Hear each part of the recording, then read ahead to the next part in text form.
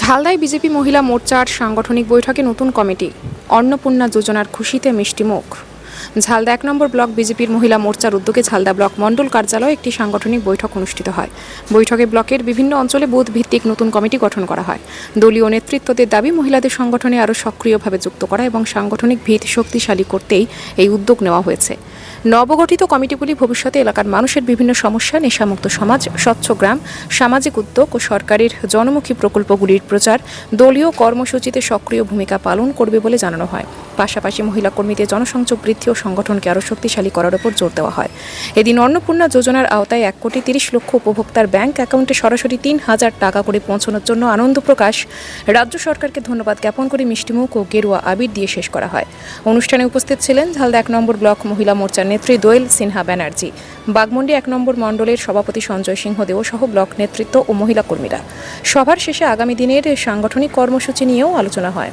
এই খুশিতে আমাদের রাজ্য সরকার শুভেন্দু অধিকারী, যিনি আমাদের মহিলাদেরকে ৩,০০০ টাকা করে দিয়েছেন অন্নপূর্ণা ভাণ্ডার, এতে আমরা অনেক খুশি আছি। এই খুশির জন্য অন্নপূর্ণা ভাণ্ডার আমরা সব মহিলারা পেয়েছি। এই খুশির জন্য আমরা আজকে অভির আমরা সবাই মাখলাম এবং মিষ্টিমুখ করলাম।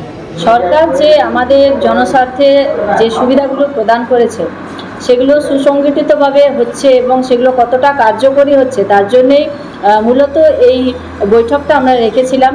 আমাদের অন্নপূর্ণা ভাণ্ডার, তারপরে আয়ুষ্মান যোজনা এবং বাড়ি তৈরি, শৌচালয়, অনেক কিছু রয়েছে যেগুলো ভালো করে জানার জন্য, তাদের সেটা ভালো করে হচ্ছে কিনা, সব কিছু ঠিকভাবে সবাই পাচ্ছে কিনা এগুলো জানার জন্য আমরা আজকে এই বৈঠকটায় রেখেছিলাম। এছাড়া অবৈধভাবে গ্রামে গ্রামে যে মদ বিক্রি করা হচ্ছে, এটা আমরা সশস্ত্র বিরুদ্ধে গিয়ে মহিলা সংগঠনের কাছে এটা আমরা সবার কাছে দাবি রাখছি যেন এই জিনিসটা বন্ধ হয় এবং এই জিনিসটা একদম বন্ধ করা উচিত। আগের সরকার এই জিনিসটাকে অনেক বেশি বাড়িয়ে নিয়ে গেছিলো, তার জন্য আমাদের সাংসারিক জীবনে এবং সামাজিক জীবনে খুব তার দুর্নীতির প্রভাব পড়েছে। এটা যেন না হয় তার জন্য আমরা সক্রিয়ভাবে মহিলা সমিতির কাজ করছি। এছাড়া আজকের বৈঠকের মূল উদ্দেশ্য ছিল রাজ্য সরকারকে অনেক ধন্যবাদ জ্ঞাপন করা।